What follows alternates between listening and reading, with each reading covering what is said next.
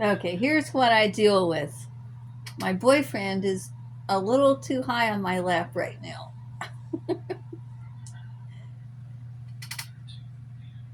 It's really cold here today. I've pulled out all the stops trying to stay warm.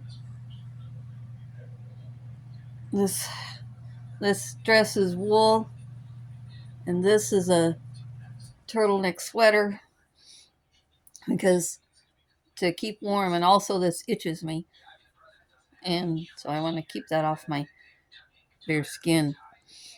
But Louie's on my lap now, and I wanted to do today's short about a dream I had a few days ago that I don't. It's a.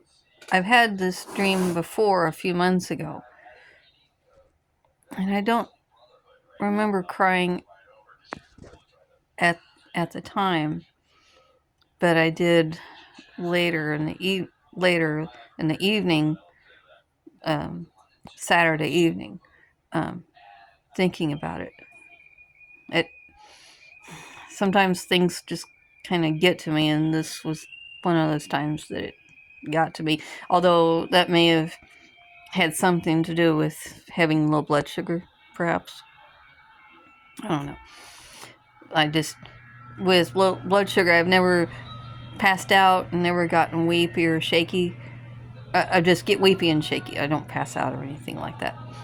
Which, it freaked me out at first when I first realized it in 1995. I was 25. That over the next couple of year or two, well, I got used to it and I'm okay with it. I just know that I need to eat, but I don't have any appetite. Nothing sounds good, but that's all. Yeah, it's pretty mild, really. I grew up watching Mom with low blood sugar from the time I was about 2 years old. Really early memory was the doctor telling her, "Okay, it's official. You have low blood sugar, and this is what you can do about it: hypoglycemia."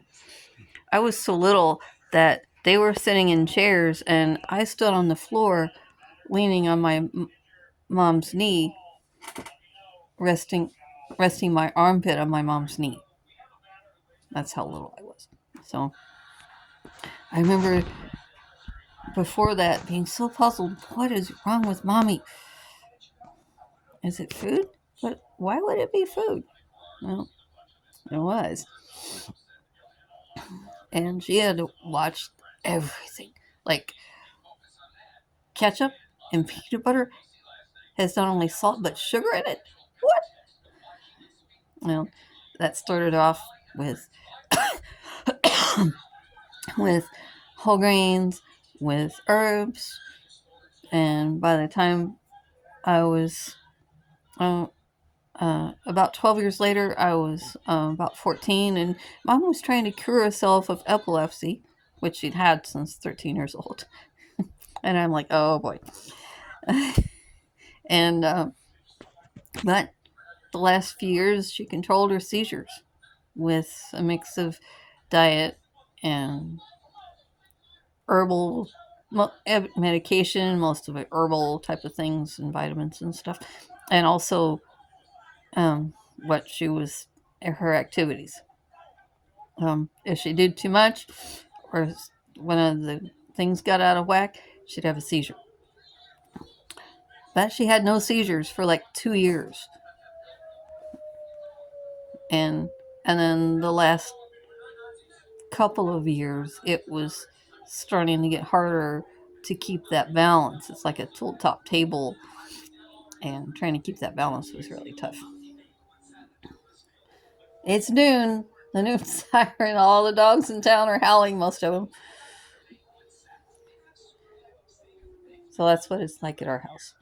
You hear it. It might wake you, maybe, but we're used to it. We go back to sleep. At least I do. So,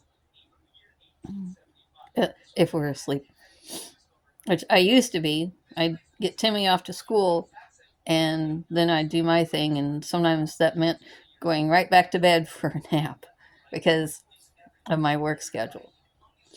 I'd work, have to get up to get Tim off to school, and then I could nap while he's at school. Um,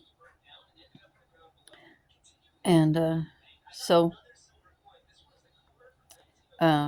I this dream.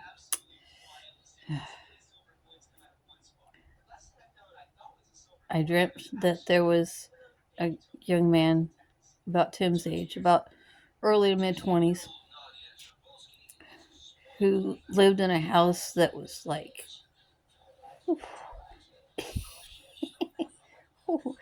in America's castles, like gold curlicues and frills and furbelows. And it was big, and I think it had an estate, a lot of land with it. And this house had just every earthly comfort and pleasure. And this man's bedroom was large with high ceilings and all the goldy curlicues. And I was there because he'd done some kind of stupid that landed him in bed with he must have broken his right hip, because that's where rods and screws and things were coming out of the skin so they could be adjusted every so often. I'm sure that was really painful. And so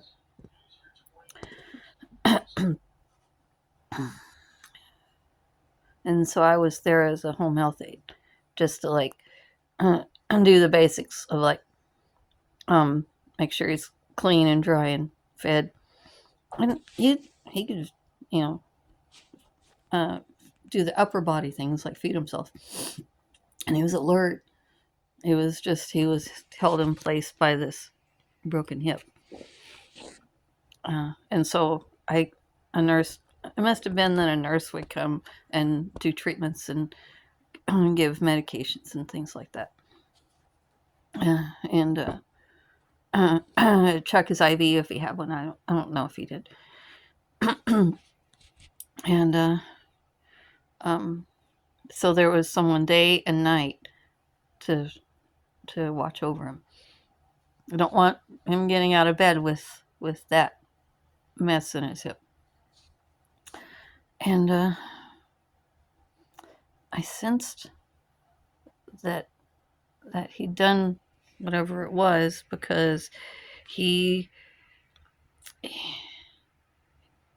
was in the midst of all this earthly splendor. It was his spirit that was starving. And in the dream, I was wondering, how am I gonna?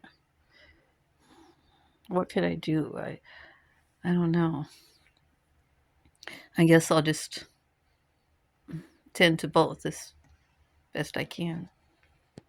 And so that was it. That was the dream. Just this brief little flash of standing at his bedside and seeing the metal coming out of him. And so what can I do about this?